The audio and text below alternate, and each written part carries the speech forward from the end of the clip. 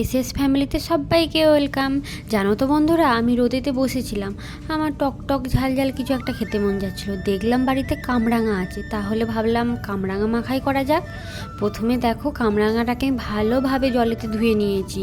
তারপরে আমি ছুরির সাহায্যে পিস পিস করে কেটে নিলাম। কাটার পর পিসগুলো একটু বড় বড় লাগছিলো, তাই জন্য মাঝখান থেকে একটু কেটে নিলাম। তারপর আমি লঙ্কা আর ধনে পাতাটাকে ভালোভাবে জলেতে ধুয়ে নিয়েছি।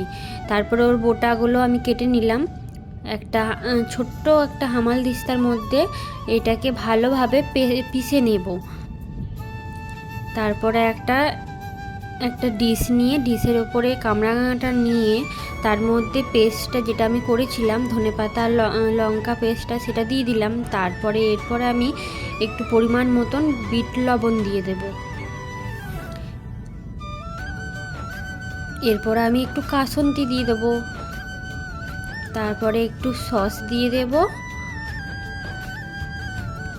এরপর চাট মশলা দিয়ে দেবো। এরপর আমি ভালোভাবে মেখে নেব। দেখো, আমার মাখা কমপ্লিট।